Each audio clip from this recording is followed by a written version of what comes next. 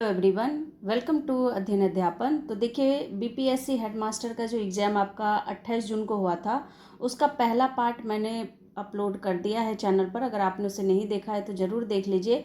और पार्ट 2 जो कि शिक्षण शास्त्र से संबंधित है, वो क्वेश्चन हम लोग अभी करेंगे। तो आप दोनों पार्ट को देखिए अगर आपका एग्ज़ाम आने वाला है तो। बहुत ही महत्वपूर्ण है। यहाँ पर 100 क्वेश्चन हमने पहले पार्ट में किए थे और बाकी के 50 प्रश्न जो है ये हम सेकेंड पार्ट में करेंगे। तो यहाँ पर जो भी आंसर आपको बताया जा रहा है बिल्कुल सही बताया जा रहा है। और यहाँ पर अगर किसी प्रश्न में आपको डाउट लगे तो बिल्कुल कमेंट कर सकते हैं और इसके लिए आप अपना आंसर भी लिख सकते हैं। चलिए हम लोग वीडियो स्टार्ट करते हैं और प्रश्न को पढ़ते हैं। पार्ट 2 के क्वेश्चन हम लोग देख रहे हैं। किसी विषय के उपलब्धि परीक्षण में प्राप्त अंक को किस मापन स्केल पर मापा जाता है? तो ये हो जाएगा आपका सी ऑप्शन, क्रम सूचक स्केल। इसके बाद है डेमोक्रेसी एंड एजुकेशन पुस्तक के लेखक कौन है? तो ये है आपका कौन, जॉन डीवी।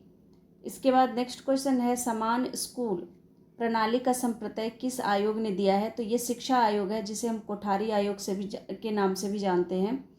इसके बाद नेक्स्ट क्वेश्चन है कि अध्ययन के क्रम में विद्यार्थी के प्रदर्शन के सुधार हेतु किस मूल्यांकन का उपयोग करते हैं? तो ये निदानात्मक होगा। इसके बाद नेक्स्ट क्वेश्चन है अंतर विषय का क्या अर्थ है? तो ये 2 या 2 से अधिक विषयों पर केंद्रित। उसके बाद नेक्स्ट क्वेश्चन आपका यहाँ पर 6th क्वेश्चन है जिसमें कि डाउट है, इसका आंसर नहीं पता कि शिविरों की योजना किसकी शैक्षणिक विधि में समाहित है? तो यहाँ पर ऑप्शन सही नहीं पता चल रहा है। अगर इसका आंसर पता चल जाता है तो आपका यहाँ पर कमेंट सेक्शन में जो है इसे पिन कर दिया जाएगा। 107 नंबर क्वेश्चन को देखते हैं, इनमें कौन सा वैज्ञानिक विधि से संबंधित है? तो यहाँ पर सी होगा, प्रकृतिवाद, बिल्कुल सही। इसके बाद क्वेश्चन नंबर 8 देखिए, किस संशोधन द्वारा भारतीय संविधान में सेक्युलरिज्म पंथ निरपेक्षता को जोड़ा गया था? तो ये 42वें संशोधन है। और इसके बाद अगर हम नेक्स्ट क्वेश्चन की बात करें 109, तो यहाँ पर है कि इनमें से कौन प्राथमिक समूह का उदाहरण है? तो फैमिली। इसके बाद नेक्स्ट क्वेश्चन दिया गया है कि श्याम पट पर विद्यार्थियों के द्वारा दिए उत्तरों को लिखना किस प्रकार के प्रबलन के अंतर्गत आता है? तो ये आपका हो जाएगा धनात्मक शाब्दिक प्रबलन। इसके बाद नेक्स्ट क्वेश्चन है नव्य वेदांत की अवधारणा किसने दी थी? तो यहाँ पर अगर बात करें तो ये हो जाएंगे हमारे स्वामी विवेकानंद जी, बी ऑप्शन। उसके बाद नेक्स्ट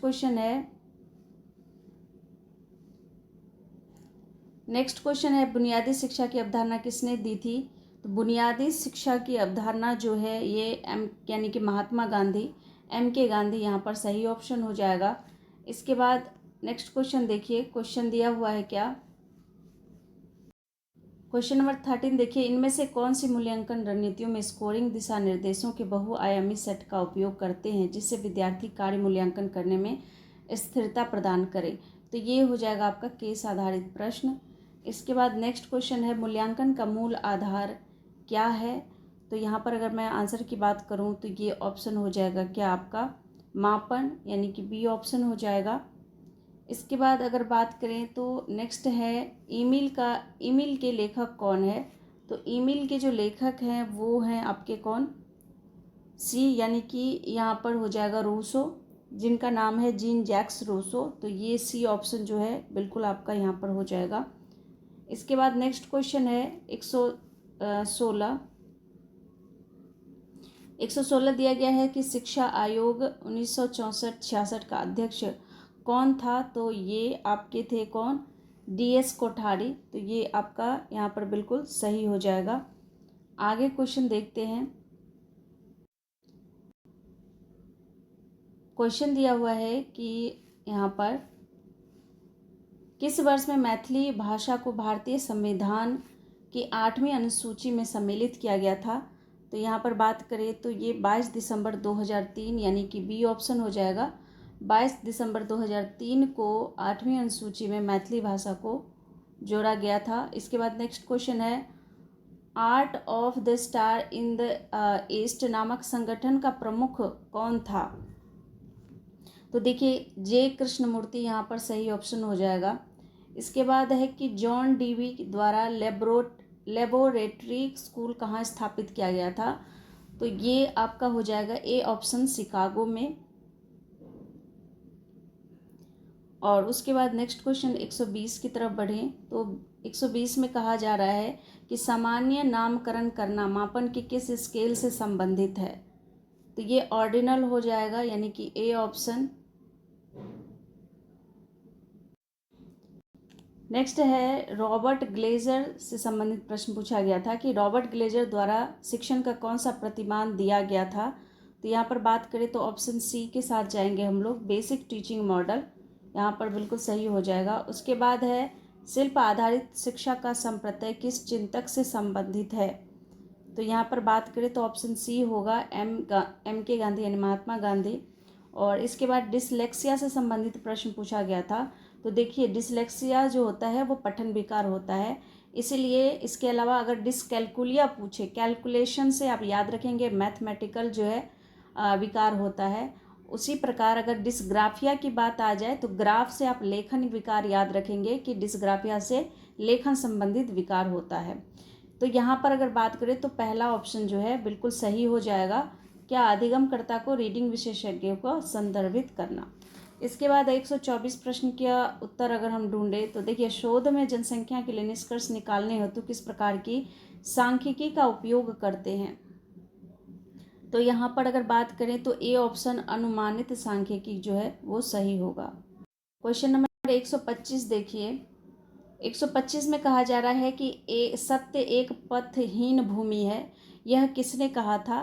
तो यहाँ पर बात करें तो सी ऑप्शन बिल्कुल आपका क्या हो जाएगा सही, जी कृष्णमूर्ति। 125 का सी ऑप्शन सही होगा। मापन की प्रकृति क्या होती है। तो मापन की जो प्रकृति है यहाँ पर एक से अधिक हो जाएगा, गुणात्मक, मात्रात्मक, मिश्रित। तो ये इस तरह से जो है ऑप्शन डी आपका सही होगा। इसके बाद नेक्स्ट क्वेश्चन है कि संप्रत्यय संप्राप्ति प्रतिमान किसने दिया था। तो ये 127 का आंसर बी हो जाएगा, जेरोम ब्रूनर। 127 का बी बिल्कुल करेक्ट होगा। इसके बाद नेक्स्ट क्वेश्चन है कि किसने 3H की शिक्षा पर बल दिया था। तो 3H शिक्षा मतलब क्या हुआ, 3H यहाँ पर क्या बताया गया था। 3H हो गया आपका क्या, हेड हो गया, हैंड हो गया, हार्ट हो गया। यानी हेड हो गया आपका, हैंड हो गया और हार्ट हो गया। ठीक है, तो ये इसी को हम 3H कहते हैं। तो ये किसने दिया था। तो अगर बात करें यहाँ पर तो गांधी जी ने दिया था। तो ये सी ऑप्शन सही होगा। इसके बाद नेक्स्ट क्वेश्चन की तरफ अगर हम बढ़ें, क्वेश्चन नंबर 129, निम्नलिखित में से कौन सी विधि प्रयोजनवाद पर आधारित है। तो प्रयोजनवाद पर यहाँ पर पूछा है, तो इस हिसाब से ऑप्शन हो जाएगा सी, प्रोजेक्ट विधि। तो सी ऑप्शन के साथ जाएंगे। इस प्रकार अगर हम नेक्स्ट क्वेश्चन की बात करें 130 नंबर के क्वेश्चन की, यहाँ पर बोला गया था कि एकादश व्रत का संप्रत्यय किस चिंतक से संबंधित है। तो अगर बात करें यहाँ पर 130 का तो ऑप्शन ए होगा, महात्मा गांधी। इसके बाद नेक्स्ट क्वेश्चन की बात करें 131 का, तो किसके द्वारा वस्तुएं वास्तविक होती है, किसके अनुसार वस्तु जो है वो वास्तविक होती है, ये किसने कहा था। तो 131 का आंसर हो जाएगा सी, यानी कि यथार्थवादी। इसके बाद नेक्स्ट क्वेश्चन है कि एक समयावधि में विद्यार्थी के अधिगम विवरण, रुचियों और प्रगति को दर्शाने वाला व्यवस्थित रिकॉर्ड किस शब्दावली द्वारा प्रदर्शित किया जाता है। तो ये हो जाएगा आपका क्या, पोर्टफोलियो, ए ऑप्शन। इसके बाद नेक्स्ट क्वेश्चन यहाँ पर दिया है कि दीवा स्वप्न नामक पुस्तक के लेखक कौन है। तो यहाँ पर अगर ऑप्शन कहें तो सी, गीजू भाई जो है यहाँ पर बिल्कुल सही हो जाएगा। विद्यार्थी को उत्तर देने में सहयोग हेतु उसे सुझाव या संकेत बताने को क्या कहा जाता है। तो संकेतन, सी ऑप्शन सही होगा।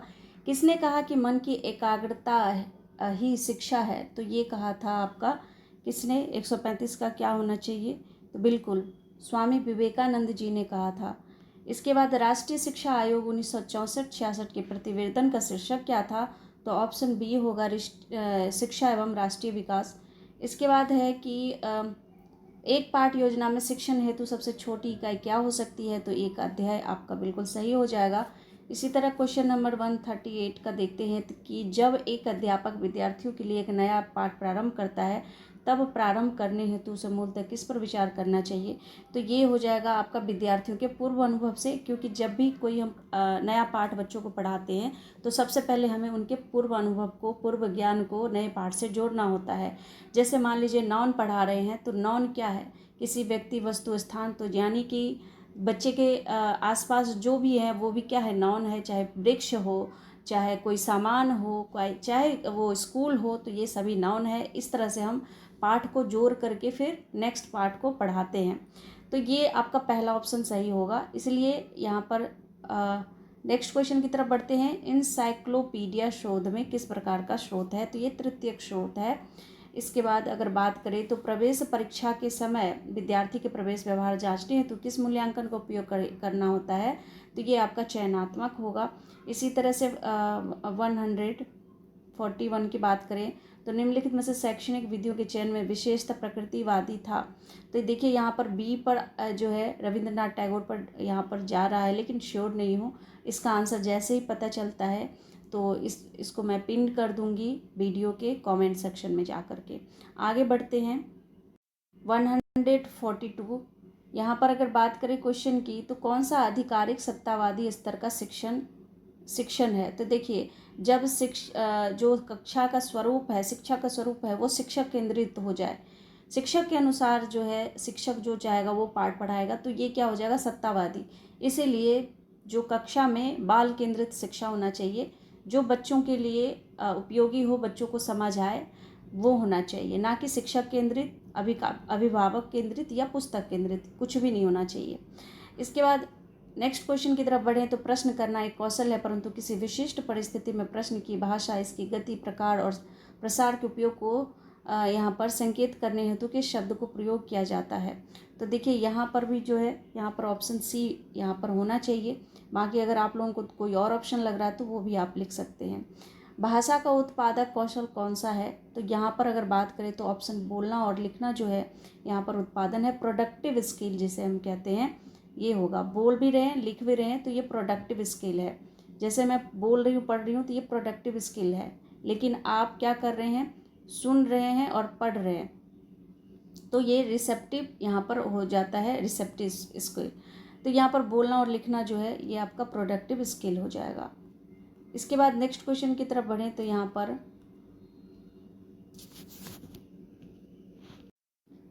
क्वेश्चन नंबर 145 का देखिए, किस मापन स्केल के प्रशिक्षण को जोड़ा नहीं जा सकता, तो ये नामिक एवं क्रमसूचक जो है, बी ऑप्शन जो ये है यहाँ पर बिल्कुल सही होगा। इसी तरह से अगर हम बात करें क्वेश्चन नंबर 146 की, तो R.N. टैगोर का जन्म वर्ष क्या है, तो 1861 जो है यहाँ पर बिल्कुल सही होगा। इसी तरह से बात करें तो यहाँ पर शिक्षा के पूर्व निर्धारित उद्देश्यों में कौन विश्वास करता है, तो यहाँ पर बात करें तो ए ऑप्शन ही सही होगा, यथार्थवादी। इसके बाद अगर नेक्स्ट क्वेश्चन की बात करें तो कौन सा उद्दीपक जो है परिवर्तन कौशल का घटक व्यवहार है, तो यहाँ पर 148 का आंसर बी होगा, यानी कि विराम लेना। विराम लेना जो है ये बिल्कुल सही होगा। इसके बाद है सर्वांग योग दर्शन किस चिंतक से संबंधित है, तो यहाँ पर अगर बात करें तो यहाँ पर हो जाएगा आपका क्या, यहाँ पर ऑप्शन आपका सी हो जाएगा, श्री अरविंदो। इसके बाद नेक्स्ट क्वेश्चन की बात करें तो 150 लास्ट क्वेश्चन, आदर्शवाद की उत्पत्ति इनमें से किस पर आधारित है, तो ये हो जाएगा विचार, यानी कि आइडिया से संबंधित है। आइडिया पर यहाँ पर आदर्शवाद की उत्पत्ति जो है आधारित है। तो ये टोटल आपके हो गए 150 प्रश्न। और यहाँ पर जो भी एक दो क्वेश्चन के डाउट हैं वो यहाँ पर वीडियो के नीचे कमेंट सेक्शन में जाकर उसे पिन कर दिया जाएगा, आप उसे देख सकते हैं। बाकी अगर किसी को भी इसका सही आंसर पता हो तो आप लिख सकते हैं कमेंट में। मिलती हूँ अगले वीडियो में, तब तक आप लोग अपना ख्याल रखिए, तैयारी अच्छे से कीजिए। Thank you and thanks for watching.